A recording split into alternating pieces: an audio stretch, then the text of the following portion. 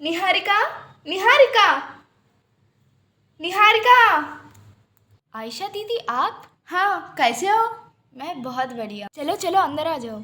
हाँ।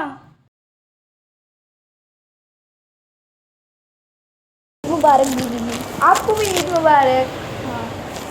ఈరోజు ఈద్ ముబారక్ కదా, బక్రీద్ కదా, అందుకని నీకోసం మటన్ తెచ్చాను. వావ్, థ్యాంక్ యూ దీदी. పర్లేదు. దీदी, మీరు బక్రీద్ ఎందుకు సెలబ్రేట్ చేస్తారు? దాని బ్యాక్ స్టోరీ ఏంటి మీకు తెలుసా? నాకైతే కొంచెం తెలుసు. అయితే చెప్పు దీदी. అంటే ఇబ్రహీం తెలుసు కదా నీకు? ఇబ్రహీం కళ్ళలోకి ఒకరోజు తను పడుకున్నప్పుడు అల్లా వచ్చి ఒక ఆజ్ఞాసించాడనమాట. ఏమని? తన ముద్దుల బిడ్డ అయిన ఇస్మాయిల్ ఉన్నాడు కదా, తనైతే బలీమని అడిగాడంట. అడగలేదు, ఆజ్ఞాసించాడు. అయితే అప్పుడు తను అది గుర్తుపెట్టుకొని నెక్స్ట్ డే మార్నింగ్ లేచి తన కుమారుడితో ఇలా షేర్ చేసుకుని, ఇలా అల్లా వచ్చి ఆజ్ఞాసించాడు ఇట్లా అని చెప్పాడు.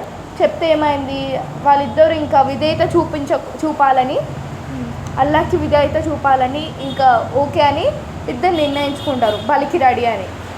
అప్పుడు ఇబ్రహీం తన కుమారుని బలి చేసే టైంకి అల్లా వచ్చి ఆపేసి, నాకు ఇట్లా ఇస్మాయిల్ వద్దు, నాకు తన బదులుగా నాకు ఒక గొర్రెని బలి ఇవ్వమని అడిగాడంట. అడిగితే సరే అని ఇంకా అప్పటి నుంచి గొర్రెని బలిస్తున్నారనమాట అల్లాకి. అంటే ఇబ్రహీం ఒక నమ్మకానికి, ఒక భక్తికి సంకేతంగా మారింది. అప్పటి నుంచి బక్రీద్ సెలబ్రేట్ చేస్తారు. వావ్ దీदी, ఇంత మంచి స్టోరీ ఉందా దాని వెనకాల? ఓకే నిహారిక, నాకు టైం అవుతుంది, నేను వెళ్తాను, రెయిన్ పడేటట్టుంది. సరే दीदी, बहुत शुक्रिया दीदी. Okay, bye. బాయ్.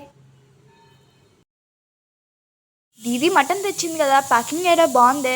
దీంతో ఇందులో వేసేద్దాం. వావ్, దీంతో మటన్ బిర్యానీ చేద్దామే. ఎంత బాగుందో. దీంతో మటన్ బిర్యానీ చేస్తా.